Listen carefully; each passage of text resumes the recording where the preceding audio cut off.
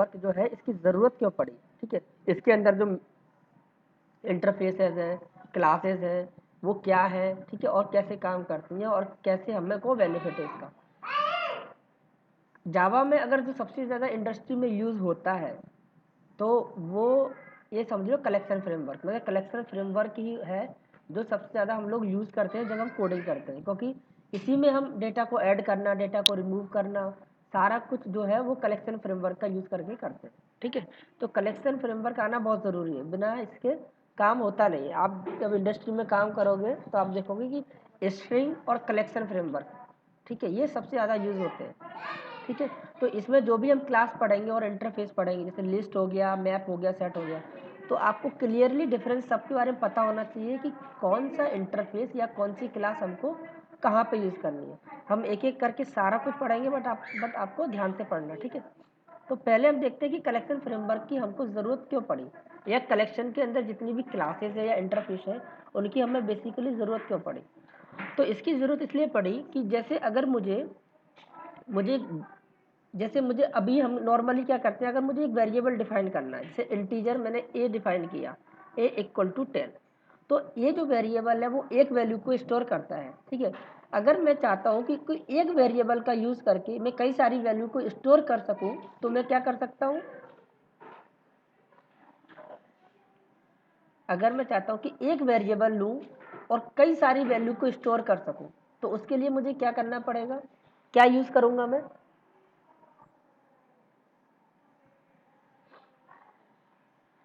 दीपक क्या यूज़ करेंगे हम, कि एक वेरिएबल हो, सर एरे का।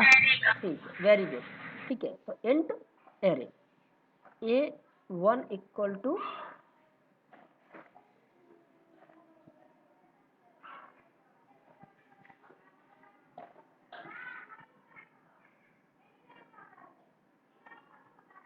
ठीक है। अब एरे बनाते हैं ऐसे, तो एरे में क्या होता है, एरे में हमको स्टार्टिंग में ही इसका साइज देना पड़ता है। जब हम इसको क्रिएट करते हैं एरे को, तब हमको साइज देना पड़ता है कि इसमें हम कितने एलिमेंट ऐड कर सकते हैं, जो हमने एरे बनाई है उसमें हम कितने एलिमेंट को ऐड कर सकते हैं।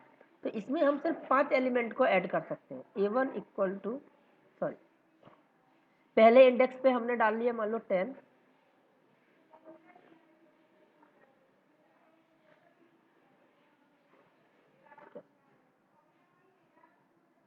वन, टू, थ्री और 4, ठीक है। तो हमने यहाँ पे पांच एलिमेंट ऐड कर सकते हैं, क्योंकि इसका साइज हमने दिया है 5 एरे का, ठीक है। 5 साइज दिया तो 5 एलिमेंट ऐड कर सकते हैं। ये वैल्यू कुछ भी हो सकती है, हमने ठीक है, मान लिया 20, 30, ठीक है। अब क्या होगा, अगर मुझे इसमें एक और एलिमेंट ऐड करना है तो मैं कैसे ऐड कर सकता हूँ,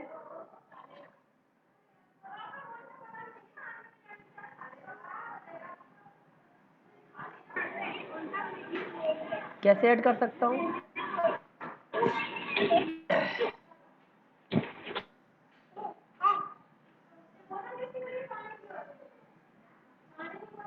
कैसे ऐड करूंगा मैं, अगर मुझे इसमें एक और एलिमेंट ऐड करना, मान लो 60 ऐड करना है इस A1 एरे में, कैसे ऐड कर सकता हूँ,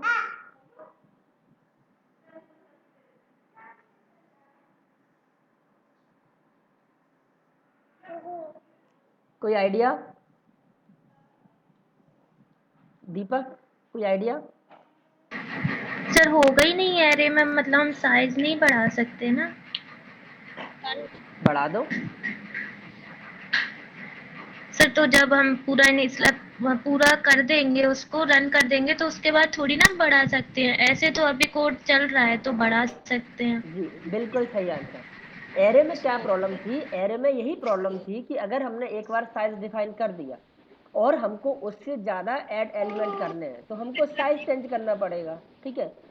मतलब ये है कि जब भी हम एरे बनाते हैं तो उसमें कितने एलिमेंट ऐड करने हैं ये हमको पहले से पता होना चाहिए, जो कि हमेशा पॉसिबल नहीं है। ये बात हमेशा पॉसिबल नहीं है कि एरे में हमें कितने एलिमेंट ऐड करने हैं, ठीक है। कई बार आपको पता हो सकता है, ठीक है,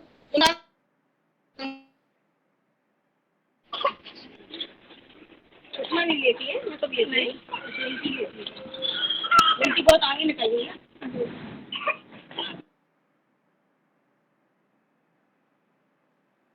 ठीक है। तो एरे जब हम बनाते हैं तो हमें पहले से साइज फिक्स करना होता है कि हम इसमें इतने एलिमेंट ऐड करेंगे। तो हमेशा हमको पता नहीं हो सकता कि इसमें कितने एलिमेंट ऐड करने हैं।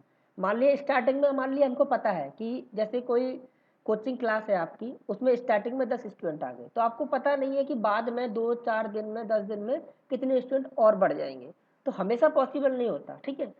तो इसका सॉल्यूशन क्या था कि ऐसी कोई चीज़ हो, ऐसी कोई चीज़ हो या ऐसी कोई हम क्लास बनाएं जिसमें हम इसी तरह से एलिमेंट ऐड कर सकें। ठीक है। अब यहाँ पे एरे का फ़ायदा क्या था एज कंपेयर टू वेरिएबल? फ़ायदा ये था कि अगर मैं वेरिएबल लेता तो मुझको 10 वेरिएबल डिफाइन करने पड़ते अलग अलग नाम से। बट एरे का फ़ायदा क्या हुआ कि ये फ़ायदा हुआ कि मैंने एक ही नाम से कई सारे वेरिएबल बना लिए। ठीक है। एक ही नाम से कई सारे वैल्यू को होल्ड कर सकता हूँ और जो जो जो डिफरेंस करूँगा वो इंडेक्स के बेस पे कर लूँगा। ठीक है। बट इसका भी डिसएडवांटेज ये हो गया कि हमको साइज पहले से पता होना चाहिए। तो जावा वालों ने सोचा, जो जावा के लोग थे उन्होंने सोचा कि अगर ऐसा कुछ किया जाए कि साइज जो है एरे का अगर हमारी रिक्वायरमेंट के अकॉर्डिंगली बढ़ता जाए ऑटोमेटिकली डायनेमिकली जैसे उसको ज़रूरत हो, तो ऐसी क्लास बनाई उन्होंने। तो ऐसी क्लासेस इंटरफेसेस हम पढ़ते हैं कलेक्शन फ्रेमवर्क में।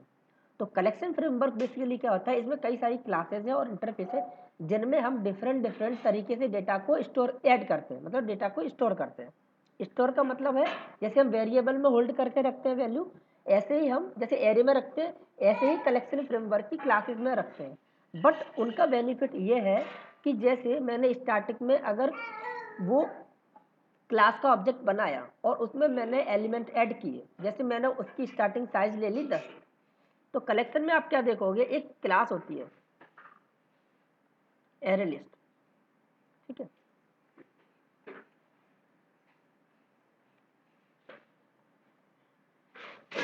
तो जैसे हम एरे बनाते हैं एलिमेंट को स्टोर करने के लिए, ठीक है, ये हमने एरे बनाई जिसमें हम एक ही ऑब्जेक्ट में एरे के ऑब्जेक्ट में डिफरेंट इंडेक्स के बेस पे एलिमेंट स्टोर कर रहे हैं। ऐसे ही कलेक्शन फ्रेमवर्क में क्या होता है एक एरे लिस्ट नाम की क्लास है। अब इसमें हम कैसे कर सकते हैं एलिमेंटों को ऐड, al.add 10 al.add 20। ठीक है। अब हम इसमें कितने भी ऐड कर सकते हैं। ठीक है। अब होता क्या है जब ये एरे लिस्ट बनती है, जब ये एरे लिस्ट बनती है स्टार्टिंग में डिफॉल्ट, तब इसका साइज होता है 10। ठीक है। अब ऐसा भी नहीं है कि यहाँ पे मान लो हम ऐसा भी कर सकते हैं कि इसको बहुत लंबा दे दें साइज। हमने सोचा एक काम करते हैं इतना बड़ा दे देते हैं कि कितने भी एलिमेंट आ जाए, लेकिन ये क्या होगा वेस्ट ऑफ मेमोरी होगा। ठीक है। वेस्ट ऑफ मेमोरी हो क्योंकि आपने एरे इतने साइज की एरे डिफाइन कर ली है और उसमें मान लो आपने 100 एलिमेंट ऐड किए, तो बाकी की जो साइज है जो एरे के लिए डिफाइन हो गई है मेमोरी में वो वेस्ट चली जाएगी। तो इसका बेस्ट सॉल्यूशन क्या था, जैसे कलेक्शन फ्रेमवर्क में ये क्लास है एरे लिस्ट, ये काम भी एरे की तरह करेगा। बट इसमें क्या होगा कि स्टार्टिंग में जब इसका ऑब्जेक्ट बनाएंगे तो इसके पास कैपेसिटी होगी 10 एलिमेंट ऐड करने की। ठीक है। 10 ऐड करने की एलिमेंट होगी। बट जैसे ही ये भरने वाली होगी, भरने वाली का मतलब जैसे ही ये 70% भर जाए, मतलब इसमें 10 में से 7 एलिमेंट इसमें फिल हो जाए, 10 में से 7 एलिमेंट इसमें भर जाए, तो ऑटोमेटिकली इसका साइज बढ़ जाता है। आ रही है बात समझ में?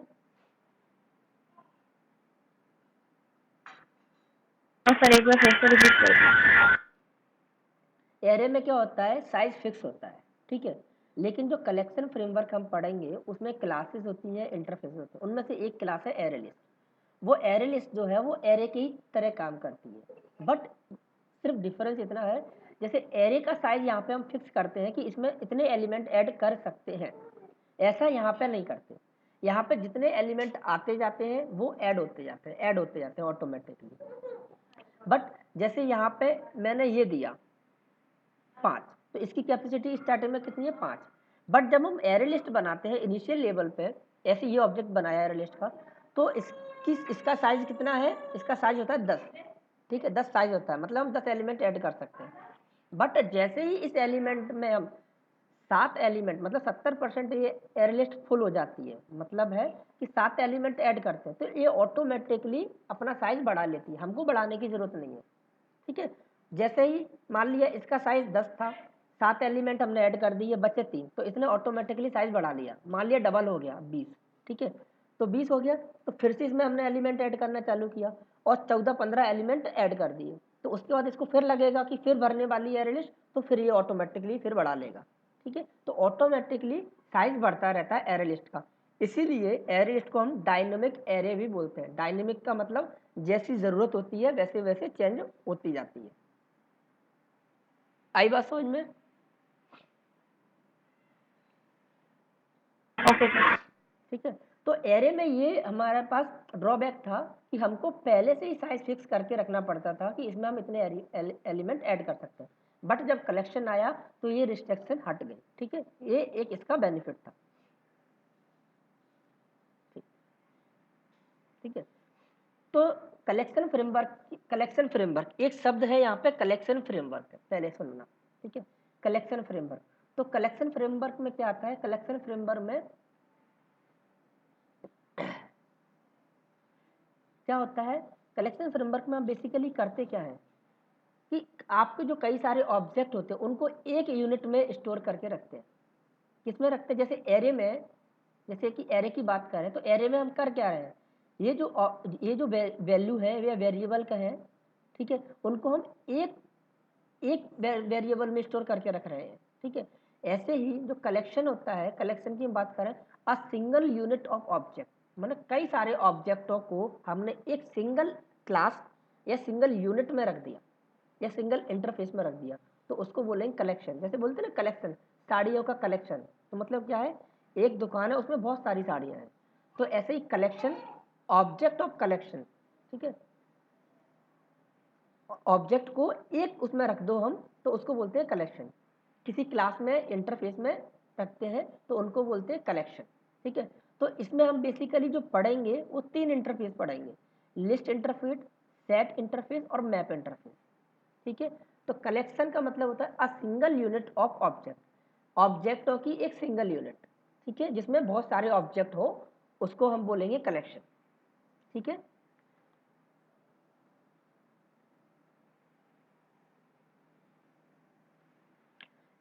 ठीक है, इसमें एक और होता है कलेक्शन। ठीक है, कलेक्शन हमेशा क्या होगा, आपसे एक पूछा जाएगा कि difference between collection and collections. दो चीजें होती हैं, एक कलेक्शन है, ये कलेक्शन एक जनरल टर्म है जिसका मतलब है कि आप ऑब्जेक्टों को एक यूनिट में रख रहे हो, मतलब एक जगह रख रहे हो, कई सारे ऑब्जेक्ट हैं उनको एक जगह रख रहे हो, ये वो टर्मिनोलॉजी है कलेक्शन।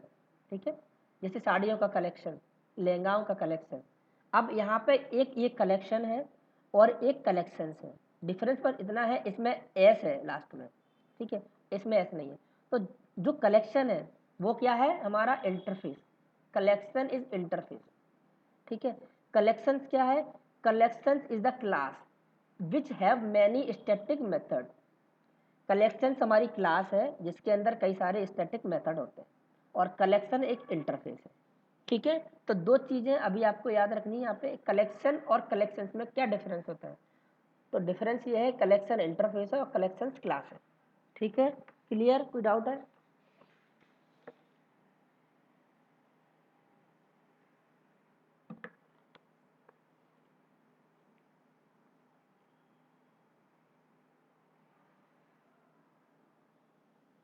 प्रेम कोई डाउट है?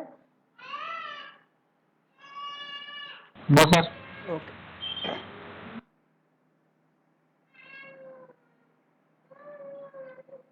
ठीक हो, देखो अब जो कलेक्शन मैंने बताया था, जो इंटरफेस है, वो देखो वो इस कलेक्शन फ्रेमवर्क का जो हम पढ़ेंगे सारा कुछ, कलेक्शन फ्रेमवर्क में हम क्या पढ़ेंगे, हम पढ़ेंगे कलेक्शन और इसके जो चाइल्ड इंटरफेस है और इसकी जो चाइल्ड क्लासेस है वो सारे का सारा हम स्टडी करेंगे कलेक्शन में।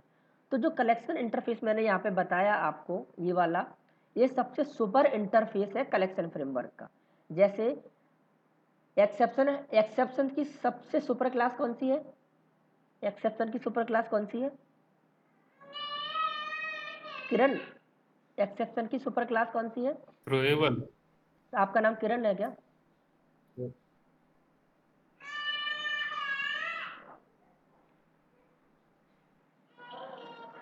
तो जैसे थ्रोएबल जो है क्लास है वो एक्सेप्शन की सबसे सुपर क्लास है, ऐसे ही जो कलेक्शन फ्रेमवर्क है, इसमें तो सबसे सुपर इंटरफेस है वो है कलेक्शन इंटरफेस।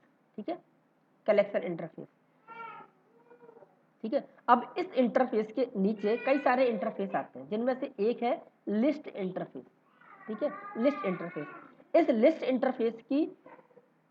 इंटरफेस की कई सारी क्लासेस हैं, जिसमें से अबस्ट्रैक्ट क्लास भी है और कई सारे इसके चाइल्ड इंटरफेस भी हैं। तो जो लिस्ट इंटरफेस है वो क्या है? इंटरफेस है। तो यहाँ पे देखो ये कलर बता रहा है कि इस कलर के जितने भी हैं वो सारे के सारे कैसे हैं? इंटरफेस है। तो जो ये हो गया आपका पेरेंट इंटरफेस, पेरेंट इंटरफेस। ठीक है, पेरेंट इंटरफेस। अब ये जो है वो इसको क्या कर रहा है? एक्सटेंड, चाइल्ड वाला। तो ये हो गया चाइल्ड इंटरफेस।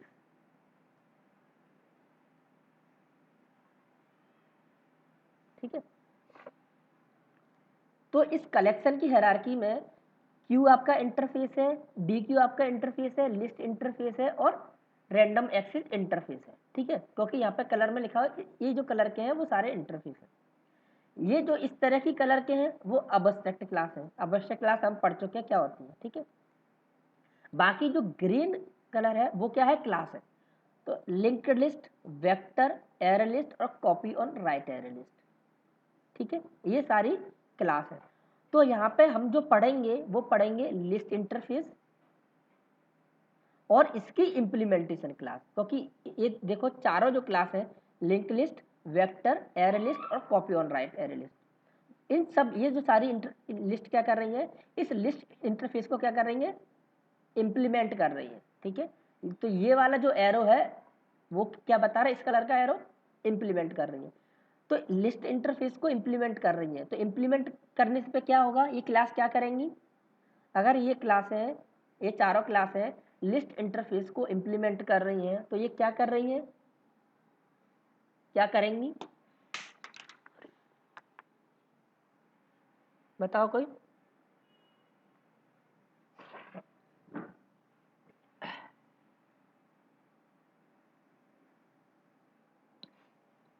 बताओ मुकेश, क्या क्या करेंगी अगर ये जो चाइल्ड क्लासें हैं इंटरफेस की, इंटरफेस को इम्प्लीमेंट कर रही हैं, तो क्या करेंगी?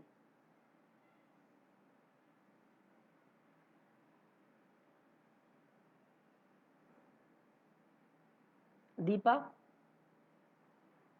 सर जो इंटरफेस के मेथड होंगे ना उनको बॉडी देंगी। बिल्कुल सही।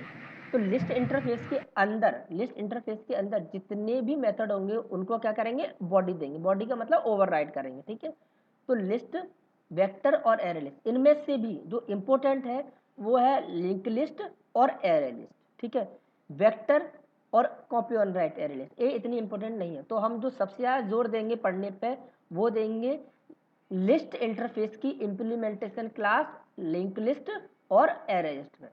ठीक है, आ रही बात समझ में? बोला करो यार। Yes sir. ठीक है, तो कलेक्शन फ्रेमवर्क का सबसे सुपर इंटरफेस कौन सा है? कलेक्शन। ठीक है, और इसमें लिस्ट इंटरफेस है। लिस्ट के अलावा और भी इंटरफेस होते हैं जो हम आगे पढ़ेंगे। ठीक है, और लिस्ट इंटरफेस की हम ये 4 क्लासें पढ़ेंगे, जिनमें से हम 2 को प्रायोरिटी पर रखेंगे, 2 को ज़्यादा इंपॉर्टेंस देंगे, लिंक लिस्ट और एरे लिस्ट को। ठीक है, इसके अलावा क्या है? कलेक्शन। देखो कलेक्शन यहाँ पे लिखा भी हुआ है, collection interface is the root interface of all collection classes and interface. मतलब क्या है? कलेक्शन की जितनी भी क्लासेस हैं और इंटरफेस है, इन सब का रूट कहें या पेरेंट कहें, पेरेंट कौन है? Collection interface. ठीक है, अभी जो कलेक्शन इंटरफेस जो होता है हमारा, इसमें कई सारे मेथड होते हैं। ठीक है, ये ऐड मेथड एलिमेंट को ऐड करने के लिए, ऐड ऑल मेथड आपके कई सारे एलिमेंट को ऐड करने के लिए, remove all, contains, is empty, size, clear, iterator, equals और रिमूव। ठीक है, ये क्या है, ये बेसिक मेथड है, कुछ बेसिक मेथड है। किसके हैं ये मेथड, ये कलेक्शन इंटरफेस के मेथड है। ठीक है, ये कलेक्शन इंटरफेस के मेथड है, ये आपको याद नहीं रखने, ऑटोमेटिक आपको याद हो जाएंगे प्रैक्टिस करते करते। ठीक है, याद नहीं करने। तो ये सारे मेथड इस इंटरफेस में है, किसमें है, कलेक्शन इंटरफेस में। अब चूंकि जो लिस्ट इंटरफेस है वो चाइल्ड इंटरफेस है और इसने इसको एक्सटेंड किया है, तो इसके सारे मेथड लिस्ट इंटरफेस में आ जाएंगे या नहीं आ जाएंगे, हाँ या ना। हाँ सर। आ जाएंगे। तो कलेक्शन के सारे जो मेथड है जो हमने अभी देखे वो सारे मेथड आ जाएंगे लिस्ट इंटरफेस में। अब चूंकि ये भी इंटरफेस है तो इसके नॉन बॉडी मेथड, मतलब जिनको बॉडी नहीं है वो आएंगे, और इस लिस्ट में हम लिस्ट के खुद के भी कुछ मेथड लिखे होंगे, यहाँ से सारी प्रॉपर्टी या सारे मेथड आ जाएंगे और इसके खुद के कुछ मेथड होंगे। ठीक है, इन सब सारे मेथडों को बॉडी कौन देगा, ये जो क्लास है जो इनको एक्सटेंड कर रही है, सॉरी इंप्लीमेंट कर रही है। ठीक है, तो इसके सारे मेथड आ गए लिस्ट में, तो लिस्ट के पास क्या होगा, इसके खुद के मेथड जो भी होंगे प्लस कलेक्शन इंटरफेस के सारे मेथड। बाकी जो द टोटल मेथडों का इम्प्लीमेंटेशन कहाँ होगा, जो इसको इम्प्लीमेंट करेंगे। ठीक है, तो link list, vector, array list और copy write on array list, ये क्या करेंगी, इनके दोनों के जो भी मेथड होंगे उनको बॉडी देंगे। ठीक है,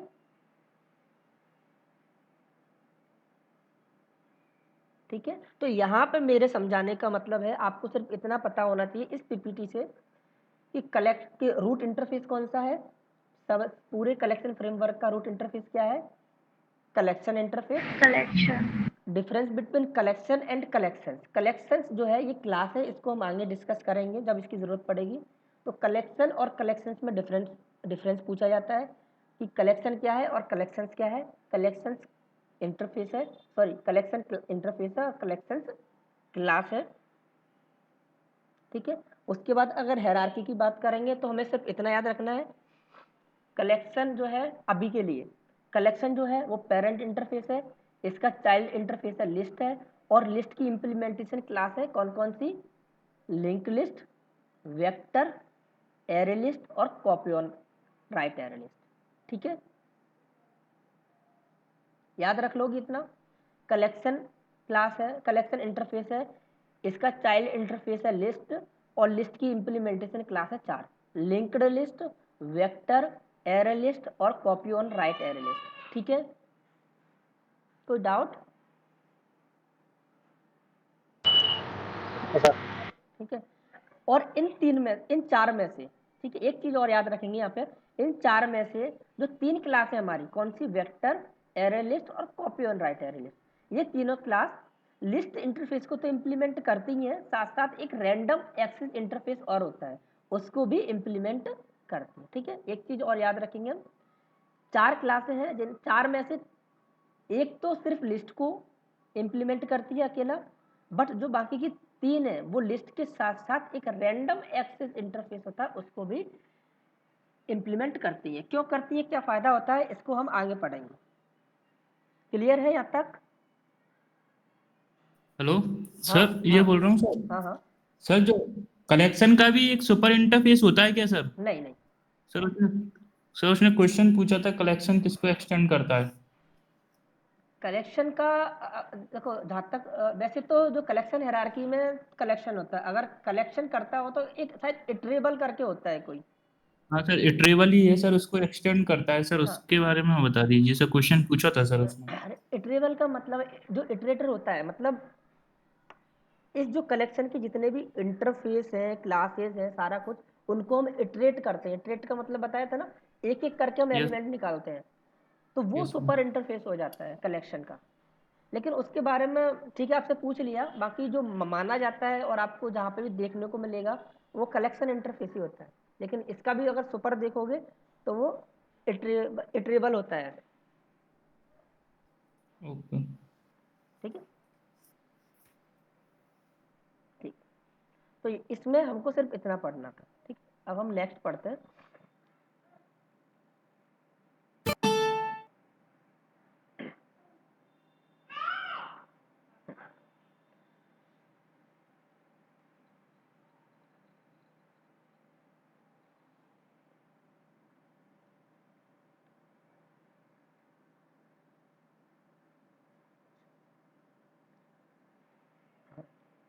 लिस्ट इंटरफेस, अब हम लिस्ट इंटरफेस के बारे में बात करेंगे। ठीक है, ठीक है।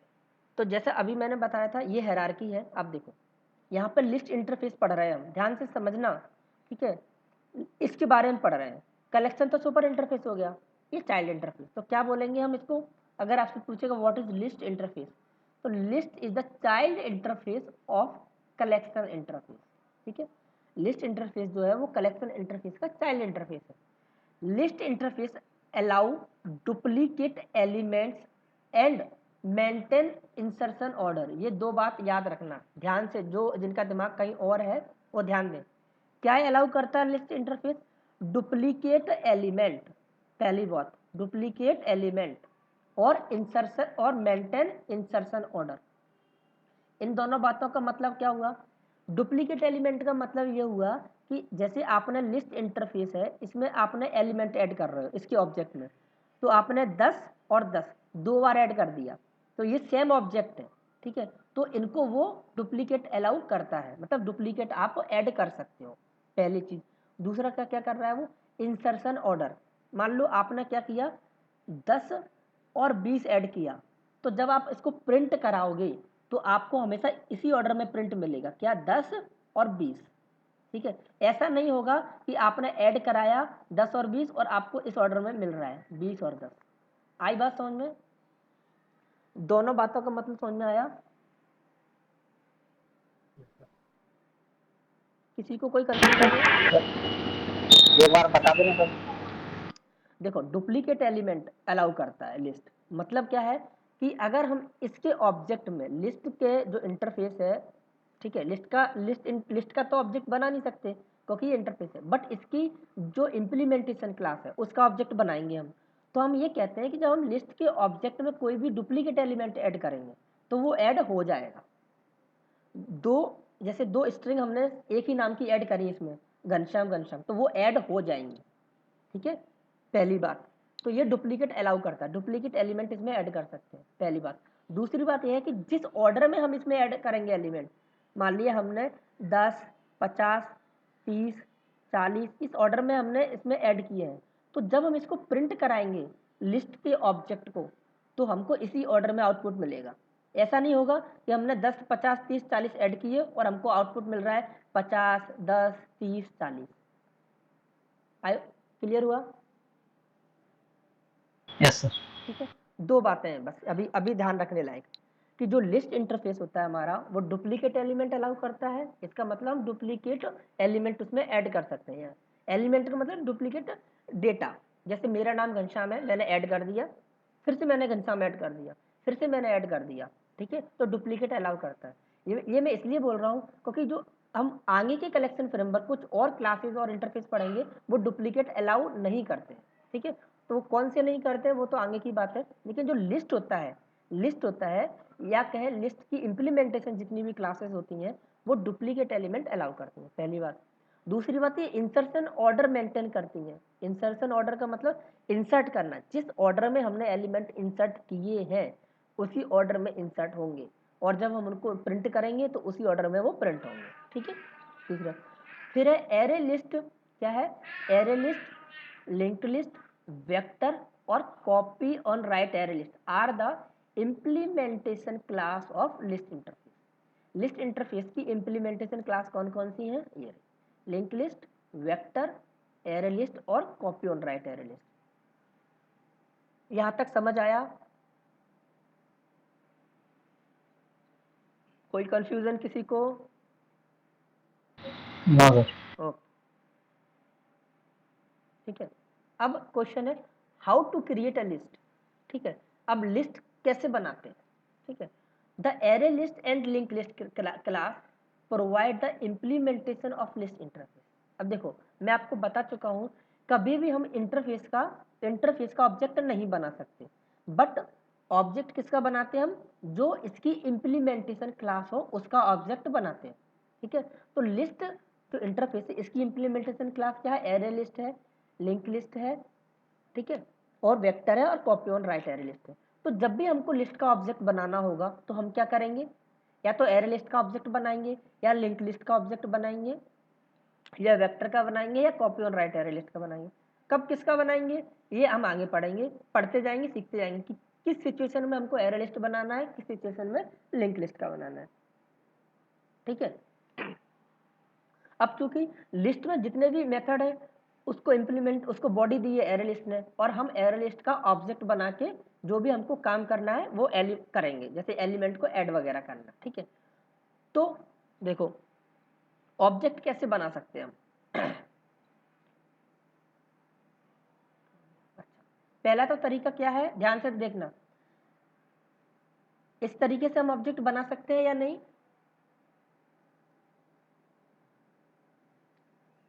किरण बताओ, क्या हम इस तरीके से ऑब्जेक्ट बना सकते हैं? Yes sir. अच्छा, क्यों, ऐसा क्यों कर पा रहे हैं हम? क्योंकि हम तो जो ऑब्जेक्ट बनाते हैं, जैसे मान लो मेरी एक क्लास है, क्लास टेस्ट है, और हमने देखा है कि ऑब्जेक्ट बनाते तो ऐसे बनाते हैं, test T equal to new test. ठीक है, मतलब यहाँ पे भी वही क्लास रहती है, यहाँ पे भी वही क्लास रहती है, और यहाँ पे तो एरे लिस्ट है और यहाँ पे लिस्ट है, तब भी हम ऑब्जेक्ट बना पा रहे हैं। आप कह रहे हो तो कैसे बना पा रहे हैं?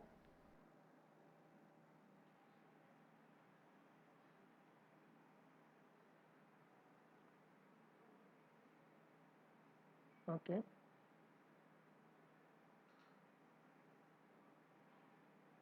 अंजना आप बताओ, क्या हम ऐसे ऑब्जेक्ट बना सकते हैं, और बना सकते हैं तो फिर ऐसा क्यों क्यों बना पा रहे हैं?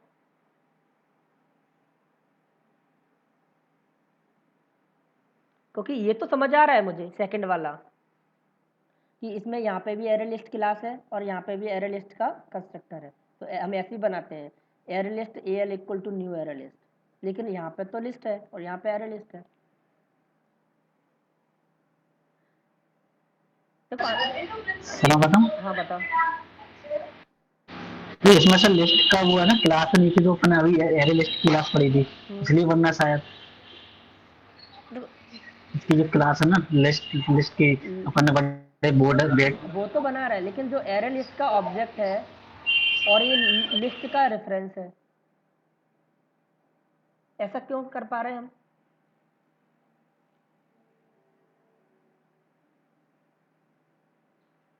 ऑब्जेक्ट बना रहे हैं एरे लिस्ट का और उसको डाल रहे हैं लिस्ट में, यही तो कर रहे हैं। तो अगर ये बन पाए, पॉसिबल है, तो क्यों पॉसिबल है, किस वजह से पॉसिबल हो पा रहा है?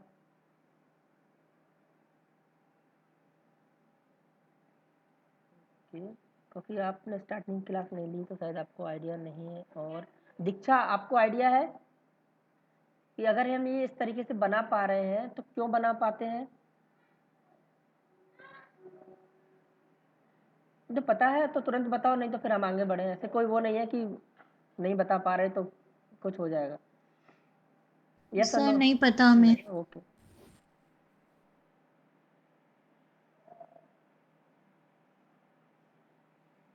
और कोई बताएगा ऐसा क्यों पॉसिबल हो पा रहा है, क्यों बना पा रहे हैं हम इसका ऑब्जेक्ट इस तरीके से? बताओ कोई जिसको पता है। किसी को नहीं पता क्या? सर उसकी इम्प्लीमेंटेशन क्लास है ना सर, वो array list. Array list implementation class है, और ये जो क्या है, पेरेंट है। इंटरफेस। लिस्ट जो लिस्ट है वो इंटरफेस क्या है, पेरेंट है। तो हमेशा बताया हुआ है कि पेरेंट के रेफरेंस में चाइल्ड का ऑब्जेक्ट रख सकते हैं। पॉलीमॉर्फिज्म में पढ़ा था ना हमने, अपकास्टिंग, याद है? अपकास्टिंग, यस सर। जिसमें हम पेरेंट का रेफरेंस बनाते थे और चाइल्ड का ऑब्जेक्ट उसमें रख लेते थे। ठीक है, पढ़ा करो, रिवीजन किया करो, और खासकर लड़कियों के लिए, क्योंकि लड़कियों की जिम्मेदारी ज़्यादा है पढ़ने की। क्योंकि आपके माँ बाप आपको अगर पढ़ा रहे हैं पैसा देके तो बहुत बड़ी बात है, लड़कों की तो मजबूरी है लड़कों को पढ़ाना, लड़कियों को तो पढ़ा रहे हैं, बहुत बड़ी बात है अपनी कास्ट में। ठीक है, अपने पैरों पर खड़े होना है तो मेहनत कर लो, वरना फिर दूसरों के भरोसे लाइफ चलेगी आगे की आपकी, जो दूसरा चलाएगा। ठीक है, तो एक तरीका ये है कि पेरेंट का रेफरेंस लें हम और चाइल्ड का ऑब्जेक्ट डालें, ठीक है, तो ये हमने कर दिया। दूसरा क्या है, नॉर्मली जो हम बनाते हैं array list AL equal to new array list, ये ऑब्जेक्ट बन गया, ठीक है। लिस्ट का हम ऑब्जेक्ट बना रहे हैं, ठीक है। लिस्ट का एक तरीका यह है कि लिस्ट का रेफरेंस रहे और लिंक लिस्ट का ऑब्जेक्ट बना के डाल दें, क्योंकि लिंक लिस्ट भी इम्प्लीमेंटेशन क्लास है। और एक तरीका यह है कि लिंक लिस्ट का ही ऑब्जेक्ट बना ले डायरेक्ट, ठीक है। तो ये जो तरीका होता है इसमें हम कहते हैं अपकास्टिंग हो रही है, मतलब पेरेंट क्लास का रेफरेंस लेते हैं हम और चाइल्ड क्लास का ऑब्जेक्ट डालते हैं, ठीक है। क्लियर है, कोई डाउट है यहाँ पे? No sir. ठीक है, अब हम कुछ एग्जांपल देखते हैं। Java list example, let's see an example of list where we are using array list class as the implementation class. अब लिस्ट हम बना रहे हैं, लिस्ट कैसे बनाएंगे हम? एरे लिस्ट का यूज करके, ठीक है। ठीक है, अब यहाँ पर देखो, यहाँ पे सिंपली लिस्ट एग्जांपल नाम से मैंने एक क्लास बनाई है, मेन मेथड है, और उसमें मैंने यहाँ पे एक लिस्ट बनाई है, ठीक है, ये लिस्ट बनाई है। अब इसमें मैंने क्या किया है, एक एंगुलर ब्रैकेट लिया है, इसको एंगुलर ब्रैकेट बोलते हैं, ठीक है, ऐसे करके ऐसे, और इसमें कुछ लिख दो, तो इस ब्रैकेट को बोलते हैं एंगुलर। ऐसे इसको बड़ा ब्रैकेट बोलते हैं, इसको करली ब्रेसेस बोलते हैं, इसको छोटा ब्रैकेट बोलते हैं, इसको बोलते हैं एंगुलर ब्रैकेट। अब इस एंगुलर ब्रैकेट में मैंने स्ट्रिंग लिखा है, इसका क्या फायदा होगा वो हम देखेंगे, ठीक है। अभी हम क्या करते हैं, एरे लिस्ट बनाते हैं और उसमें एलिमेंट ऐड करके देखते हैं, ठीक है। तो यहीं पे बना लेते हैं, टेस्ट में ही बना लेते हैं।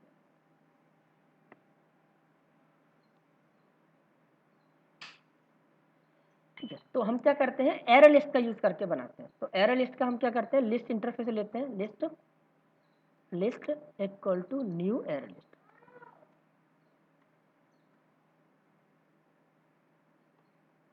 ठीक है। अब एक चीज याद रखना, मैंने बताया था कि अच्छा मेरे को एक चीज बता दो जिसको याद हो, कि जैसे एक पैकेज है, पैकेज A1, इसके अंदर इस पैकेज के अंदर मैंने एक क्लास बनाई है, क्लास टेस्ट, ठीक है। ये पैकेज A1 के अंदर है, ये क्लास बनाई है, ठीक है। एक और मैंने पैकेज बनाया है, पैकेज A2, ठीक है। अब इस पैकेज A2 के अंदर मुझे इस टेस्ट क्लास का ऑब्जेक्ट बनाना है, ठीक है। इस मान लो पैकेज A2 है, इसके अंदर मैंने एक और क्लास बना ली, क्लास टेस्ट1, ठीक है। अब इस टेस्ट1 क्लास के अंदर मुझे इस टेस्ट क्लास का ऑब्जेक्ट बनाना है, तो मैं कैसे बनाऊंगा, ऐसे test T equal to new test, but ये बन गया। क्या मुझे इसके लिए कुछ और भी चीज करनी पड़ेगी या इतने से काम हो जाएगा? पैकेज इंपोर्ट करना पड़ेगा सर। क्या करना पड़ेगा? Package import. याद है सबको, जब मैंने पैकेज में पढ़ाया था कि अगर दो क्लासें अलग अलग पैकेज में हैं और मुझे एक पैकेज की क्लास को दूसरे पैकेज में यूज करना है, तो इस पैकेज को इंपोर्ट करना पड़ता है। इंपोर्ट, याद है किसी को? क्लास का नाम, पैकेज का नाम डॉट क्लास का नाम याद है? याद नहीं है तो पैकेज नाम का जो क्लास होगी, हाँ, वो देख लेना, ठीक है। तो जो कलेक्शन फ्रेमवर्क है उसकी सारी, अच्छा, जो अभी तक हमने क्लास पढ़ी थी स्ट्रिंग वगैरह, वो कौन से पैकेज में होती है? कौन से पैकेज में होती है वो? Lang package.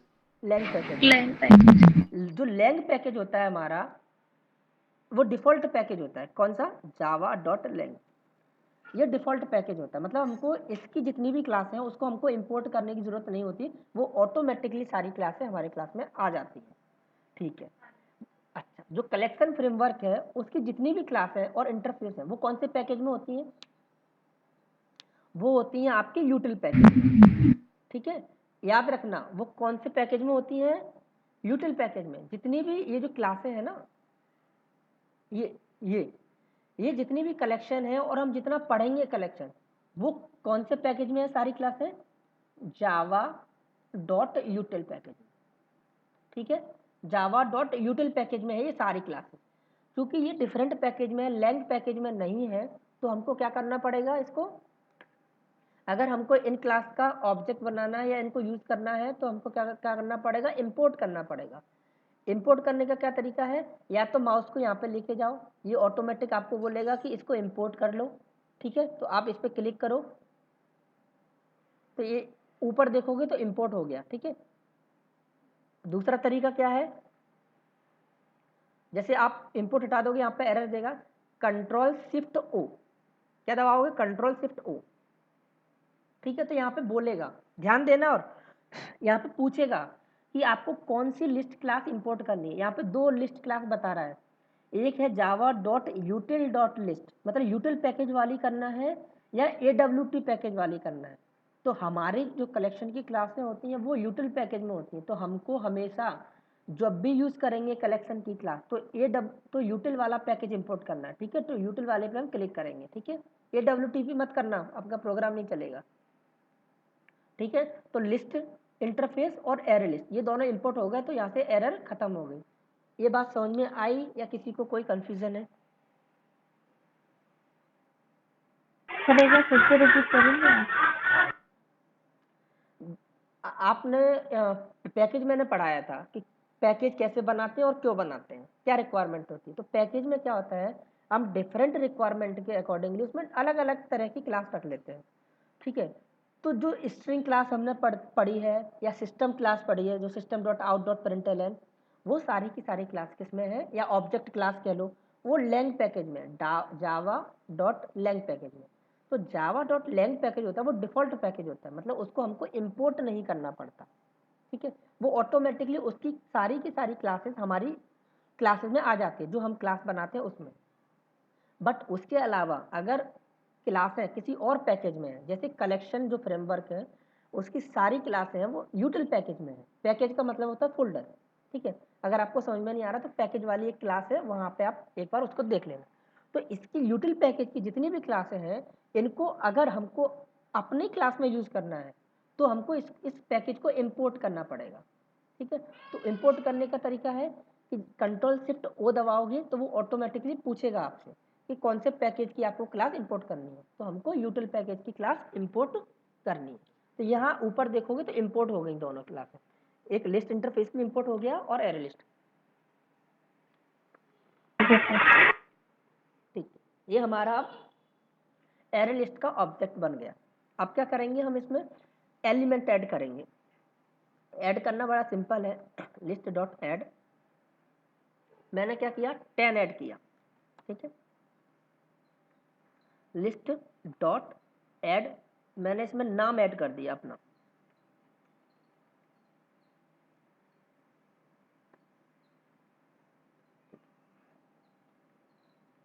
तो ऐड मेथड होता है एलिमेंट को ऐड करने के लिए। अब इसमें मैंने एक फ्लोटिंग नंबर भी ऐड कर दिया, ठीक है, और मैंने इसमें एक कैरेक्टर भी ऐड कर दिया,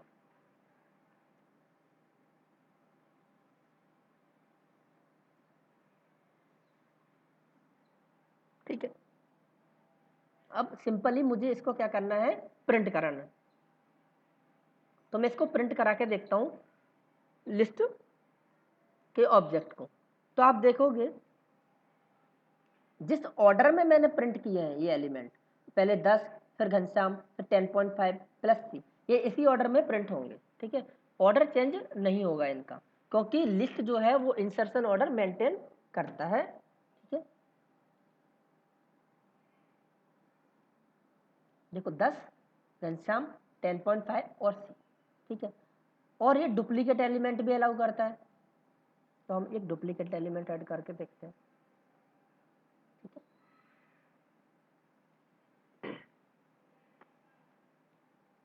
ठीक है, तो इस तरीके से हम एलिमेंट को ऐड कर सकते हैं इसमें, ठीक है। तो यहाँ पर डुप्लीकेट अलाउ हो रहा है और इंसर्शन ऑर्डर मेंटेन हो रहा है। यहाँ तक कोई दिक्कत कि ऑब्जेक्ट बना लिया हमने लिस्ट का और उसमें एलिमेंट ऐड कर दिए। अब ये जो हमने इस तरीके से ऑब्जेक्ट बनाया लिस्ट का, हम सिंपली लिस्ट की जगह एरे लिस्ट भी ले सकते थे। ठीक है,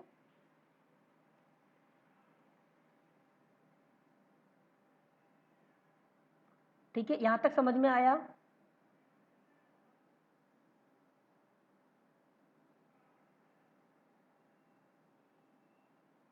किरण,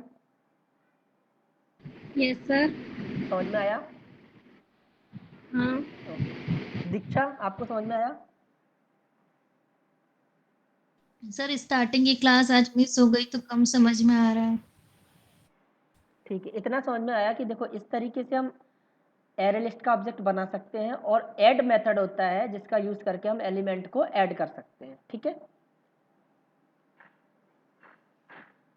ठीक है, ठीक है। Okay sir. अब ठीक है, अब यहाँ पे जैसे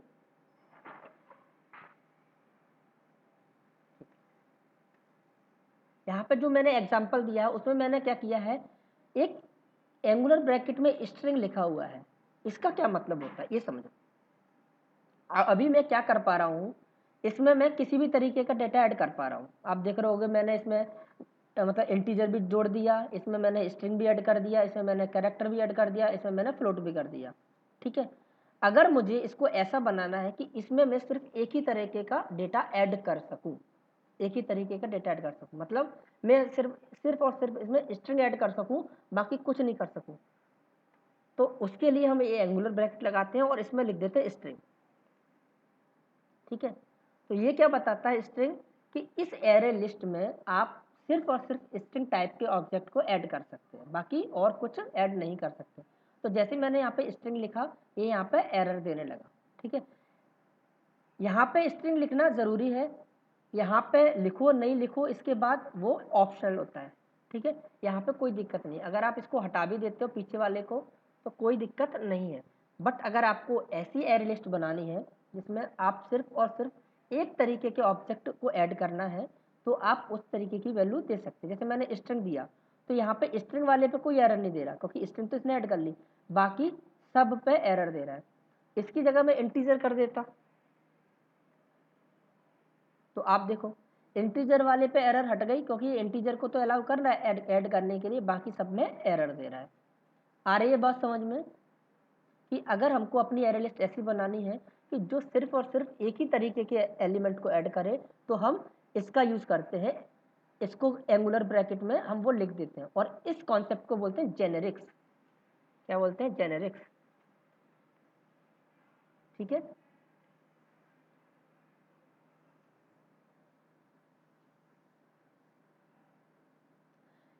ठीक है, यहाँ पर समझ में आया कि अगर हमको एक ही तरीके के एलिमेंट ऐड करने हैं तो हम कैसे कर सकते हैं। डाउट किसी को? कुछ कोई doubt? Hello? No sir. No sir. ठीक, अब हमने स्ट्रिंग बना ली और हम क्या करते हैं,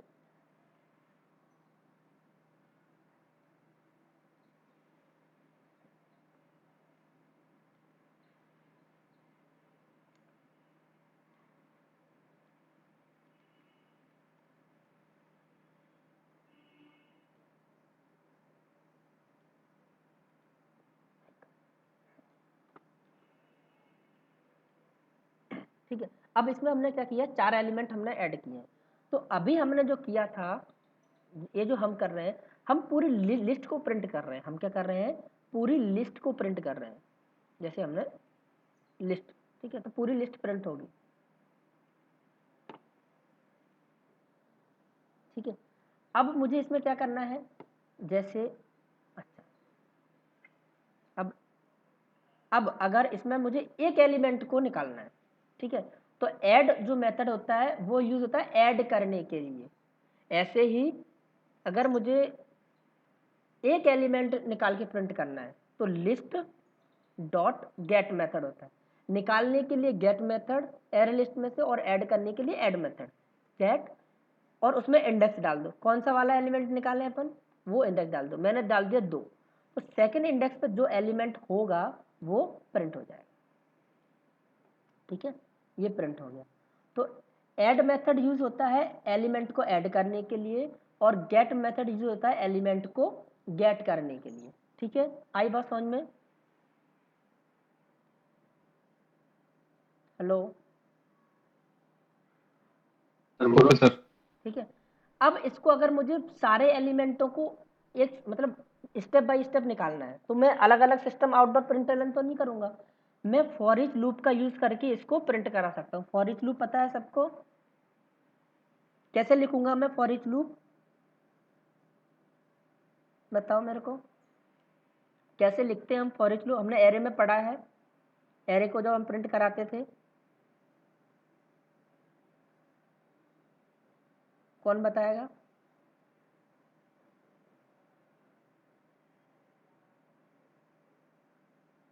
अरे कोई नहीं बता पा रहा, मुझे पूछना पड़ेगा। सर 4 लिखो सर। हाँ 4 लिखा। सर स्ट्रिंग लिख लो सर, फिर उसमें कोई वेरिएबल पास कर दीजिए सर। ओके, अब फिर कॉलन, फिर लिस्ट। लिस्ट। ओके, अब एसओपी में बी को प्रिंट करवा दीजिए। ओके ठीक है। ये काम कैसे करता है मुकेश? कैसे काम करेगा?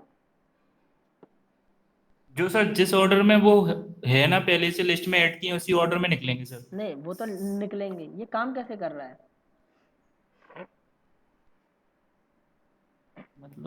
मतलब ये सर जो सारे एलिमेंट है ना वो लिस्ट के, वो सारे लिस्ट में आ जाएंगे और 1 बाय 1 सर बी में आ जाएंगे और बी को हम प्रिंट करा लेंगे एक एक से। ठीक है, देखो ये क्या है, लिस्ट। लिस्ट में पूरा पूरा ऐड है, सारे एलिमेंट लिस्ट में ऐड है। ठीक है, लिस्ट में ऐड है सारे एलिमेंट। अब क्या होगा, जैसे हमने लिखा तो मैंने फॉर ईच लूप बताया था, लिस्ट में से एक एलिमेंट निकलेगा और इस बी में जाएगा। ठीक है, और इसमें एलिमेंट किस टाइप के हैं? स्ट्रिंग टाइप के हैं। हमने स्ट्रिंग ही क्यों लिया? स्ट्रिंग इसलिए लिया क्योंकि इसमें जो एलिमेंट है वो स्ट्रिंग टाइप के हैं। अगर यहाँ पे इंटीजर टाइप के होते तो हम यहाँ पे इंटीजर लेते। ठीक है, जिनको नहीं पता वो याद रखना, क्योंकि यहाँ अब पूरे कलेक्शन में हम फॉर ईच लूप बहुत यूज करेंगे इनको प्रिंट कराने के लिए, इटरेट कराने के लिए। तो फॉर ईच लूप काम कैसे करता है, जिनको नहीं पता वो सुन लें। फॉर लिखते हैं, उसके बाद हमको यहाँ पे स्ट्रिंग, इंटीजर, फ्लोट, डबल वो लिखना होता है कि जिस तरीके का डेटा लिस्ट में ऐड है। ठीक है, और उसके बाद एक वेरिएबल दे देते हैं, उसके बाद कॉलन और उसके बाद इस लिस्ट का नाम। तो इस लिस्ट में क्या है, सारे के सारे एलिमेंट ऐड हैं। अब इसमें से एक एलिमेंट निकलता है और इस बी में आ जाता है और उस बी के एलिमेंट को हम प्रिंट करा लेते हैं। फिर से ये लूप यहाँ पे जाता है, लिस्ट में से नेक्स्ट एलिमेंट निकलता है, इस बी में जाएगा और उसको हम प्रिंट करा लेते हैं। फिर ये जाएगा, इस लिस्ट में से नेक्स्ट एलिमेंट निकलेगा, उसको हम बी में डाल देंगे और बी को प्रिंट करा लेंगे। ये तब तक चलता रहता है जब तक सारे एलिमेंट प्रिंट नहीं हो जाते हैं। ठीक है, क्लियर है?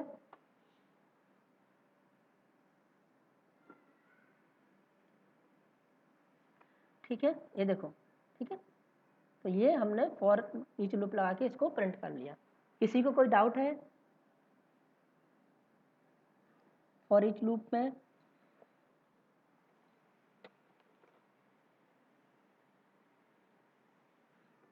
No sir. ओके ठीक है, ठीक है।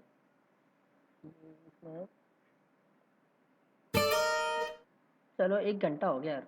ठीक है, आप इतना करना, कल कल पढ़ते हैं इसके आगे ना, वरना फिर ज़्यादा हो जाएगा कुछ लोगों के लिए।